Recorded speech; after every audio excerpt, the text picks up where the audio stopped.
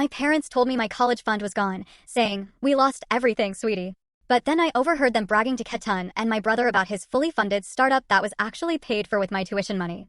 What they didn't know is that I had already moved every asset I had, and they looked me in the eye, told me my dreams were dead, and then laughed as they gave my future to my golden boy brother. But what they didn't realize, while they were plotting my downfall, I was already building an escape, brick by painstaking brick, and preparing to watch their carefully constructed world burn. My name is Skylar, and I was 18, practically floating with excitement, taping my dream university's pennant above my desk.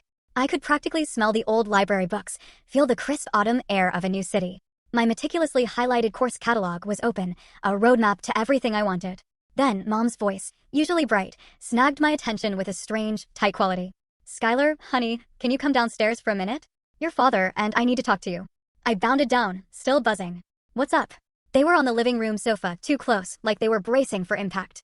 Dad, Reginald, stared at his clasped hands. Mom, Sonia, offered a watery smile that didn't reach her eyes. The air just got heavy. "Sit down, sweetheart," Dad said, his voice subdued. My stomach lurched. "Is everything okay?" Mom grabbed my hand, her palm clammy. "Skylar, there's no easy way to say this." Dad cleared his throat. "It's about your college fund, honey." He paused, and the silence stretched, thick and suffocating.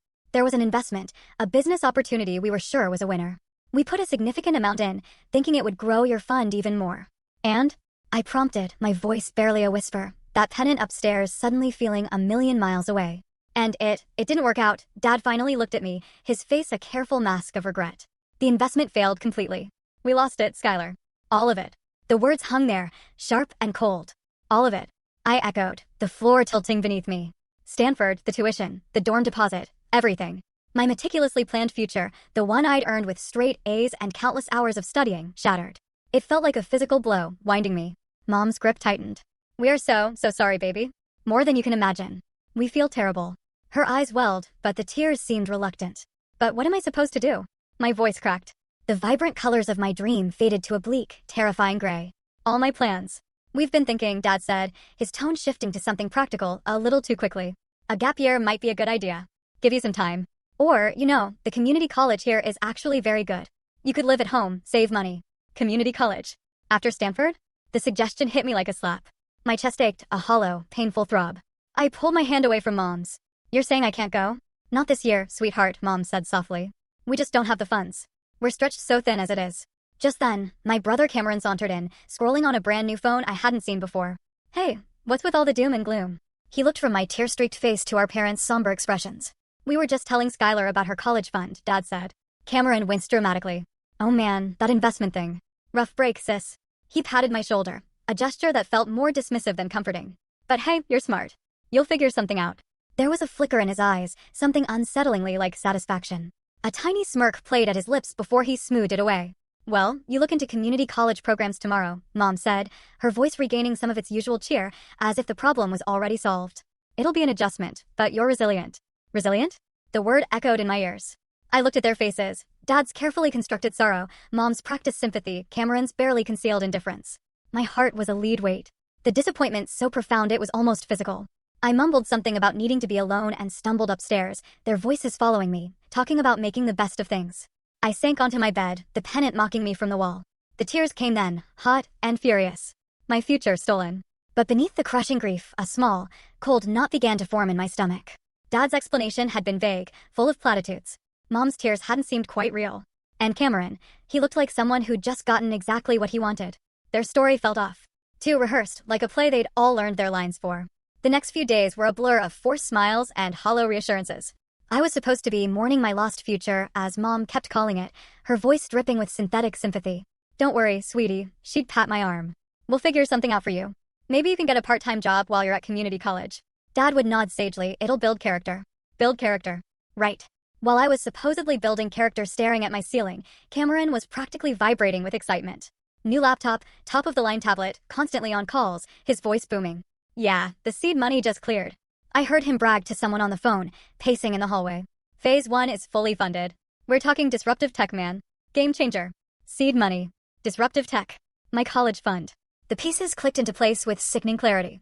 My best friend, Leah, was my only solace. "It just doesn't make sense, Sky," she said one afternoon on her porch swing, me picking at a loose thread on my jeans. Your parents always seemed so responsible, and your fund was supposed to be untouchable. That's what I thought, I mumbled, the cold knot tightening. They said it was a bad investment, but Cameron, he suddenly got all this cash for his startup. He's been talking about it for months, but he never had any actual funding before. Leah's eyes widened. No, they wouldn't. Wouldn't they? I asked, bitterness rising in my throat. He's always been the golden child. The one they pour everything into. The air in our house became thick with unspoken things. My parents tiptoed around me, offering blandishments and suggestions for local jobs. The bakery is hiring, Mom chirped one morning, holding out the classifieds. You could save up. Save up for what? A life I didn't want in a town I was desperate to escape. The final, brutal confirmation came a few nights later. I was heading to the kitchen for water, walking softly, as I often did now, trying to be invisible. Cameron's bedroom door was slightly ajar, a sliver of light spilling into the dark hallway. I heard voices. Mom, Dad, and Cameron. Low. Conspiratorial. So, the final transfer went through this morning, Dad was saying, his voice laced with a smug satisfaction I'd never heard before. Your startup is fully funded now, son. Every penny from her education account. My breath hitched. I pressed myself against the wall, my heart hammering. Mom laughed, a light, tinkling sound that made my skin crawl. Oh, Reginald, you're a miracle worker. Cameron, baby, this is your big chance. Don't you worry about your sister. She'll manage. She's always been resilient. Resilient. There it was again. Used not as a compliment, but as an excuse for their cruelty. Cameron's voice, arrogant and dismissive, joined in. Yeah, she'll be fine. Probably end up at that community college, get a job.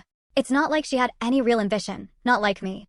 The casual cruelty, their utter disregard for my dreams, my future, it hit me like a physical blow. The blood drained from my face, replaced by a chilling, icy rage. The grief I'd been drowning in solidified into something hard and sharp. Betrayal. It was a cold, ugly thing coiling in my gut. They hadn't just lost my money. They had stolen it. They had looked me in the eye and lied, their faces masks of concern, while they systematically dismantled my life to build Cameron's. I backed away from the door, silent as a shadow. The glass of water forgotten. My hands were shaking, not with fear, but with a fury so profound it almost choked me. Back in my room, I stared at my reflection, barely recognizing the pale, tight-lipped girl looking back. The hurt was still there, a deep, aching wound. But now it was overlaid with a steely resolve. They thought I would just manage. They thought I was just resilient enough to absorb their treachery and quietly accept my diminished fate. They were wrong. Suddenly, a memory flashed, clear and bright. My grandmother, Iris. Grandma Iris, with her sharp wit, her no-nonsense attitude, and her deep-seated distrust of Dad's get-rich-quick schemes. She'd always championed my education, always told me to be independent. And then I remembered her parting gift, given on my 16th birthday, a small, unassuming passbook to a private bank account. This is for a rainy day, Skylar, she'd said, her eyes twinkling. Or for when you need to make your own sunshine. A dangerous idea, cold and sharp and exhilarating, began to form in the wreckage of my stolen future. The next morning, I was a different person. The heartbroken girl was gone, replaced by someone with a core of ice. I went down to breakfast and played my part. Morning, I said, offering a small, tired smile. Morning, sweetie. Mom chirped, a little too brightly. Did you sleep okay? Fine, I lied, spooning cereal into my bowl. I was thinking maybe I should look into those classes at Northwood Community, just to, keep my mind busy. Relief washed over her face. So blatant it was almost comical. Oh, Skylar, that's a wonderful idea. So proactive. Dad came in, coffee cup in hand. Here you're looking at Northwood, pumpkin? Good girl. Sensible. He patted my head, a gesture that now felt condescending and proprietary. I forced myself not to flinch. I let them believe I was folding, succumbing to their narrative of making the best of a bad situation. I nodded along to their suggestions, looked vaguely interested when they brought home community college brochures, and even let Mom help me fill out a preliminary application, her pen hovering over the financial aid sections with exaggerated concern. But while they were busy congratulating themselves on my supposed compliance, I was busy. The rainy day passbook from Grandma Iris was tucked safely in my backpack. The first chance I got, I biked to the small independent bank downtown where she'd opened the account. My hands trembled slightly as I handed the passbook and my ID to the teller. I'd like to check the balance on this account, please, I said, my voice steadier than I felt. The teller, a kind-faced woman with reading glasses perched on her nose, tapped at her keyboard. A moment later, she looked up, a small smile on her face. Certainly, Miss Richards. It's quite a healthy balance. She wrote a figure on a slip of paper and passed it to me. I stared at the number. It was more than healthy. It was substantial. Grandma Iris, with her quiet shrewdness and her disdain for my father's financial acumen, had not only started the account with a generous sum, but had also made smart, steady investments over the years. And I, following her whispered advice, had diligently deposited a portion of every birthday check and babysitting dollar into it, telling no one. It was my secret, a lifeline I hadn't known I desperately needed. A wave of gratitude so strong it almost buckled my knees washed over me. Grandma Iris. She'd always seen right through Dad. Never let a man control your money, Skylar, she'd told me more than once, her gaze sharp. Your independence is your most valuable asset. She'd been preparing me for this, in her own way. My grief for my stolen college fund didn't disappear, but now it was overlaid with a burning sense of purpose. They had taken one future from me. I would build another, stronger, and entirely my own. The library became my sanctuary. While my parents thought I was researching community college courses, I was hunched over a computer, diving deep into scholarship applications. My grades were stellar, my extracurriculars impressive. Stanford might have been a dream deferred, but there were other excellent universities, other programs. I wrote essays fueled by a quiet fury, my words precise and passionate. I applied everywhere that offered significant merit-based aid, focusing on out-of-state institutions, far away from the suffocating atmosphere of my home. Slowly, miraculously, positive responses started to trickle in. Emails offering partial scholarships, then larger ones. Then, one afternoon, an email arrived from a highly ranked university 3 states away. I clicked it open, my heart pounding. Dear Miss Richards, we are pleased to offer you the Presidential Scholarship, covering full tuition and fees. I read it 3 times, the words blurring through a sudden film of tears. Not tears of sorrow this time, but a fierce, triumphant joy. A full ride to a place they couldn't touch, couldn't control, couldn't even imagine. That evening, Cameron breezed into the kitchen while I was making a sandwich. The picture of oblivious entitlement. He was wearing a new designer shirt. Hey sis, he said, grabbing a soda. So, did you land that gig at Coffee Corner yet? Heard they were hiring. You know, you'll need to start contributing to the household now that you're not pursuing higher education. He smirked, condescension dripping from his words. I looked at him, at his smug face and his unearned confidence, and a cold smile touched my own lips. The Presidential Scholarship acceptance letter felt like a warm, secret weight in my pocket. Oh, you have no idea, I thought. The fire of my resolve burning brighter than ever. You have absolutely no idea what's coming. The pressure from my parents intensified, a constant low hum of expectation. Mom left brochures for Northwood Community College scattered strategically around the house. On the kitchen counter, my bedside table, even the bathroom. Look, Skylar, this creative writing class sounds right up your alley, she'd exclaim, voice artificially bright. Dad took a more direct approach. One evening, he sat me down at the dining table, a stack of papers between us. These are the loan applications for Northwood, he announced, tapping the top sheet. We've pre-filled most of it for you. Just need your signature here and here. I scanned the documents, my stomach churning at the sight of the loan amounts, the interest rates. This was their vision for me. Debt-laden, tethered to them, my ambitions neatly curtailed. I feigned reluctance, a sigh escaping my lips. Okay, Dad. I guess if there's no other way, that's my girl, he said, relief evident in his voice. It's for the best. We'll get through this together. Together. The word was a mockery. While I played the part of the dutiful, disappointed daughter, my secret life was a whirlwind of activity. The first step was securing Grandma Iris's money. I visited the small bank again, this time to begin liquidating the investments she'd so carefully nurtured. It was a surprisingly complex process, but the bank manager, who remembered Grandma Iris fondly, was incredibly helpful. He walked me through setting up new accounts at a national bank, accounts my parents would have no knowledge of, let alone access to. With a full scholarship confirmed, my next priority was housing. I spent hours online, researching apartments and student dorms in my new university city. I found a small, furnished studio a short walk from campus, signed a lease electronically, and paid the deposit and first month's rent for my new, untouchable account. Each click of the mouse, each signed document, was a nail in the coffin of their deception. The most crucial step, however, involved something Grandma Iris had left me besides money. A thick envelope labeled, for Skylar, to be opened when you are truly ready to stand on your own 2 feet. Inside, along with personal letters and old photographs, were legal documents, meticulously organized. There was also a business card for a lawyer, Solomon Graham, Esquire. A good man, honest. He helped me with my affairs. Trust him, a handwritten note from Grandma Iris read. I made an appointment. Solomon Graham's office was downtown, in a modest but professional building. He was an older gentleman with kind eyes and a reassuringly calm demeanor. I laid out the documents Grandma Iris had left, my voice steady as I explained my situation, omitting for now the full extent of my family's betrayal, focusing only on my need to understand the legal papers. He examined the documents carefully, his expression thoughtful. Your grandmother was a very astute woman, Skylar, he said finally, looking up at me over his spectacles. She clearly loved you very much and wanted to ensure your future. She did, I said, a lump forming in my throat. This inheritance, he tapped the financial statements, is quite straightforward. It's yours unequivocally. But this, he picked up a separate, thicker document, a deed of trust with several highlighted clauses. This is rather interesting. It pertains to your grandmother's original investment in your family's home. My breath caught. The house. Indeed, Solomon confirmed.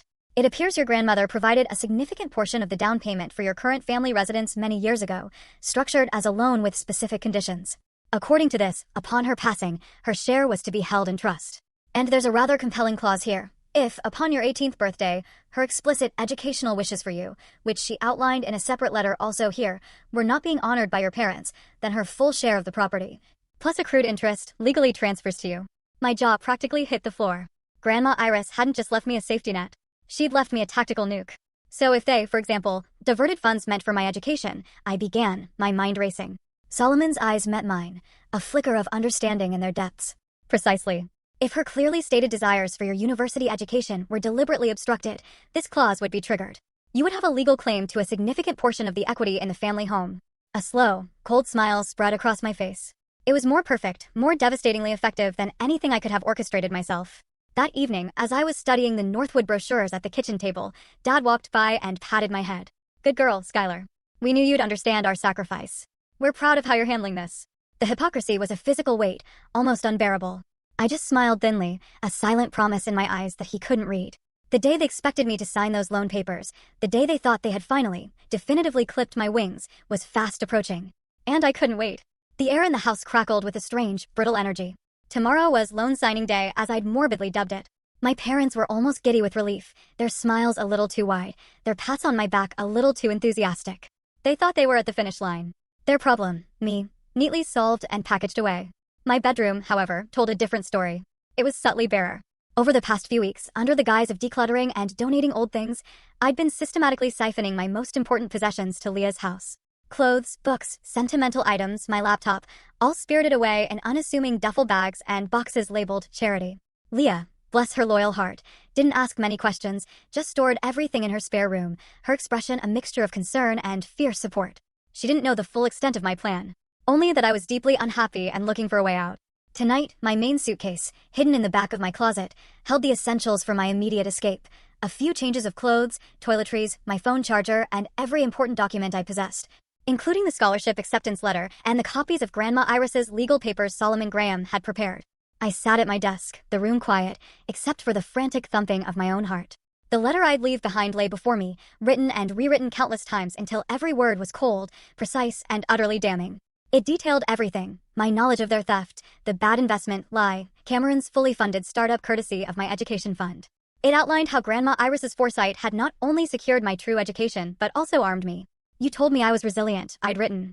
You were right. More resilient than you ever imagined. While you were congratulating yourselves on your cleverness, I was securing my future. The one you tried to steal. I have a full scholarship to a university you don't even know the name of, in a city far from here. My bags are packed. By the time you read this, I will be gone. The final paragraph dealt with the house. Grandma Iris was always smarter than you gave her credit for. She made provisions. Solomon Graham will be in touch regarding her share of this house, which, due to your failure to honor her educational wishes for me, is now legally mine. I believe the term is financial misdirection. Consider this my contribution to Cameron's next genius idea. My hand was steady as I signed my name. Then I carefully signed the document Solomon had couriered over earlier that day, the formal assertion of my claim to Grandma Iris's share of the family home. He'd instructed me to leave them with the letter. A strange calm settled over me, a quiet eye in the storm of my emotions. There was sorrow, a deep, aching grief for the family I thought I had, the love I now knew was conditional and manipulative. But beneath it, there was a grim satisfaction, a sense of impending justice that was almost exhilarating. I took one last look around the room that had been my sanctuary and my prison. The posters on the wall, the books on the shelves, remnants of a girl who had trusted too easily, hoped too much. This house wasn't a home anymore. It was a museum of their lies, a monument to my stolen childhood. Dinner was a surreal affair. Mom chatted about Cameron's latest startup breakthroughs. Dad pontificated about the value of practical experience I'd gain at community college. Cameron himself was insufferably smug, already acting like a Silicon Valley tycoon. I ate mechanically, nodding at the right moments, my mind miles away, rehearsing my departure. Early night for me, I announced, pushing my plate away. Big day tomorrow, right? That's right, sweetie. Mom said, beaming. Get a good rest. We'll tackle those loan papers first thing after breakfast. Can't wait, I said, my voice devoid of any discernible emotion. Later, long after the house had fallen silent, I moved. Each step was measured. Silent. I slipped on my jacket, picked up my pre-packed backpack, the one containing my immediate escape essentials and the devastating letter. The larger suitcase was already in the trunk of my old beat-up car, which I'd lent to Leah for the week, parking a street away from my house, facing the direction of the highway. The front door lock clicked softly as I turned the deadbolt. The cool night air hit my face, smelling of freedom. I didn't look back. I walked quickly, silently, down the driveway and along the quiet street. My chariot, as I'd come to think of it, was waiting. Back in my room, on my perfectly made bed, lay the letter, a silent testament to their betrayal and my escape. The highway unspooled before me, a ribbon of asphalt leading to a future I was finally claiming. Hours had passed since I'd slipped out, the darkness of night slowly giving way to the first pale streaks of dawn. My old car, bless its reliable engine, hummed steadily, eating up the miles. I was running on adrenaline and a thermos of coffee Leah had insisted I take. As the sun climbed higher, painting the sky in hues of orange and pink, I couldn't help but imagine the scene unfolding back home. Mom calling up the stairs in her cheerful morning voice, "Skylar, breakfast. Don't want to be late for those loan papers." Her calls would grow more insistent, tinged with irritation when I didn't appear. Then, Dad, impatient, probably already dressed in his work attire, would stomp to the foot of the stairs. "Skylar, let's get a move on. These things won't sign themselves." The silence from my room would be their first clue. Confusion would morph into a flicker of unease. Mom would probably be the one to open my bedroom door, expecting to find me still asleep, perhaps feigning illness to avoid the inevitable. Instead, she'd find an empty room. A perfectly made bed. A room that felt too tidy, too sparse. The absence of my usual clutter, the missing posters, the gaps on the bookshelves where my favorite novels used to be. Panic would start to set in. A frantic search of the house, my name echoing through the rooms, growing louder, more desperate. And then one of them would see it. The white envelope, stark against my dark blue comforter. My letter. I pictured Mom's hand trembling as she picked it up. Dad peering over her shoulder. Cameron probably lounging nearby, annoyed that his breakfast was being delayed. I could almost see their faces as they read. The initial bewilderment giving way to dawning horror, their eyes scanning the words, the carefully constructed sentences that laid bare their deceit. "Every penny from her education account, Grandma Iris's fund has secured my future, a full scholarship to a university far away. By the time you read this, I will be gone." I imagined Dad's face purpling with rage, Mom's collapsing into a mask of disbelief, and then perhaps a flicker of fear. Cameron. Cameron would be the interesting one. His arrogance would likely curdle into fury as he realized the implications for his precious startup, built on the foundation of my stolen dreams. The kicker, of course, would be the part about the house. The mention of Solomon Graham, the revelation that Grandma Iris's final act of love for me was also a perfectly aimed strike at their financial stability. Their shock would be immense. The carefully constructed world they'd built, propped up by lies and my stolen inheritance, would be teetering on the brink. A wave of something dark and satisfying washed over me. It wasn't joy. Not exactly. It was colder than that. The grim satisfaction of a carefully laid plan coming to fruition. My phone, an old burner I'd bought with cash and planned to discard at the next state line, started buzzing relentlessly in the cup holder. Caller ID, Mom. I let it ring. It stopped, then immediately started again. Dad. Then Cameron.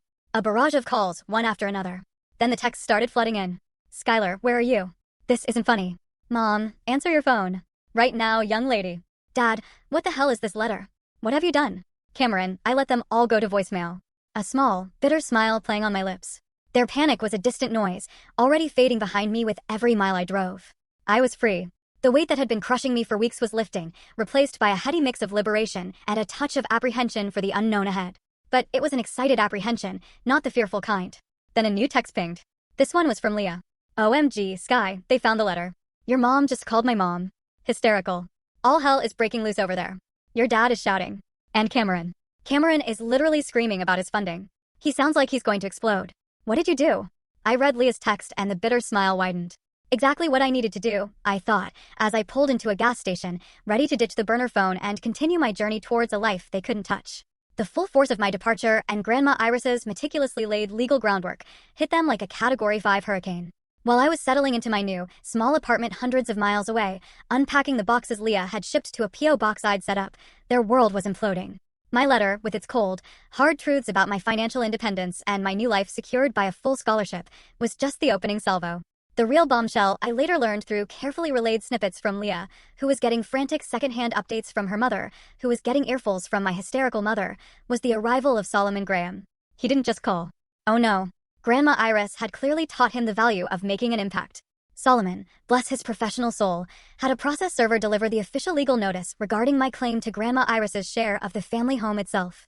Not just a vague threat in a letter from a runaway teenager, but a legally binding document, stamped and official, landing on their doorstep. The implications were immediate and catastrophic for them. They were faced with two options: either buy me out of my substantial share of the house, money they demonstrably didn't have, especially since they'd funneled my entire college fund into Cameron's pockets, or sell the house and split the proceeds according to the trust terms. Their comfortable upper-middle-class life, the very foundation of their social standing and Cameron's entitled aspirations, was suddenly resting on quicksand. Cameron's fully funded startup, the one he'd been so arrogantly boasting about, hit a brick wall so hard it probably left a dent. Dad, it turned out, hadn't just stolen my college fund. He'd likely been leveraging the equity in the house, or at least counting on it as a substantial safety net for Cameron's venture. With my claim suddenly tying up their primary asset, any further access to that capital was gone. Banks don't like lending against properties with messy legal entanglements and disputed ownership. Leah's updates painted a vivid picture. Your mom called my mom again, just sobbing, she texted one evening. Apparently, your dad tried to reason with Solomon. Then he started yelling. Solomon just calmly told him the terms of the trust were ironclad and that your grandmother had been very specific.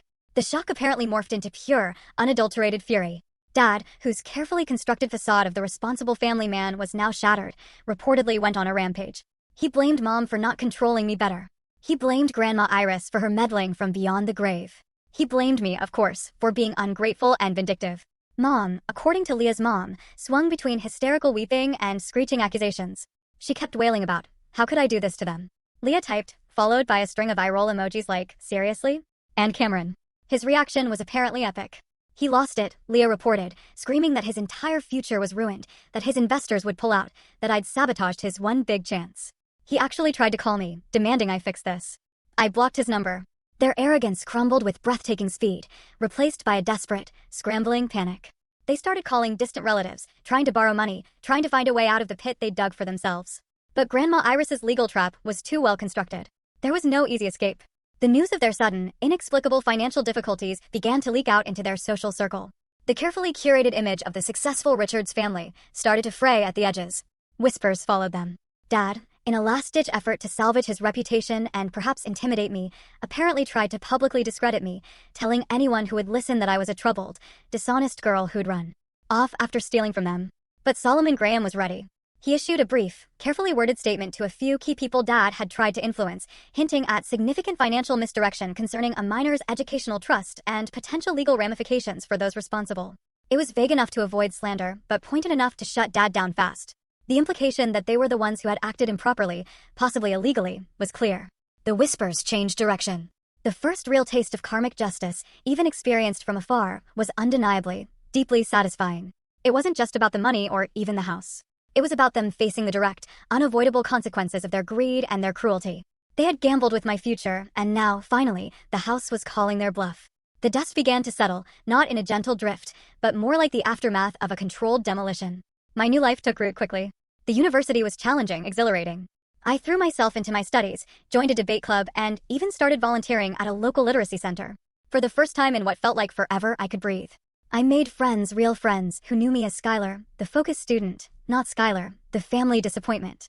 News from home, I could barely call it that anymore, came in sporadic bursts, mostly through Leah, who acted as a reluctant, heavily filtered conduit. The sale of the house was inevitable. Solomon Graham handled everything with quiet efficiency. There were no dramatic courtroom showdowns, just the steady, grinding mechanics of the law. The closing happened. The proceeds were split according to Grandma Iris's precise instructions, and my substantial share was transferred directly into a trust account Solomon helped me set up, managed by a financial advisor. Untouchable. Safe. Mine. They moved into a rental across town, Leah told me during one of our video calls. Her expression, a mix of pity and something else, perhaps a touch of awe at the sheer totality of my victory. It's small. Cameron had to move back in with them. His startup, from what I hear, is basically dead in the water. No funding, no fancy office, no buzz. Just him in his tiny new bedroom, probably blaming the world. I nodded, absorbing the information. The sweet, sharp tang of revenge I'd craved had a complex aftertaste.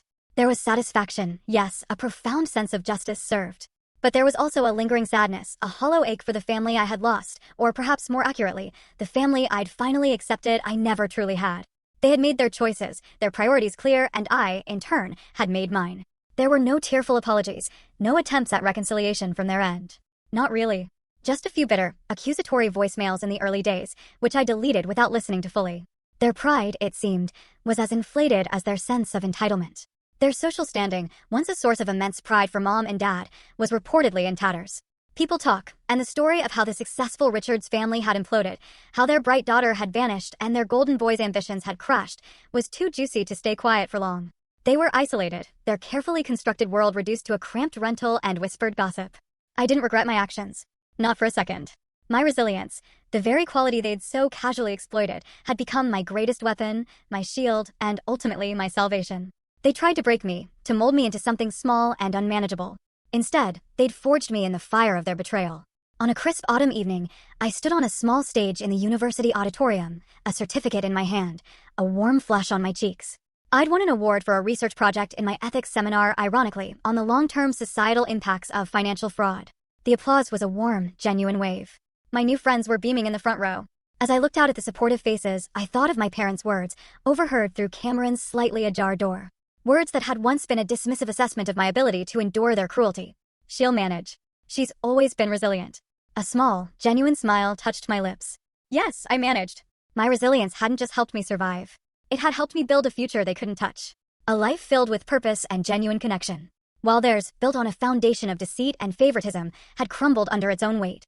Their better investment in Cameron, funded by theft and lies, had yielded nothing but loss and bitterness. My inheritance from Grandma Iris, coupled with my own determination, had yielded a future brighter than I could have ever imagined. On that devastating day, my world imploded, and that, I realized, was the sweetest justice of all.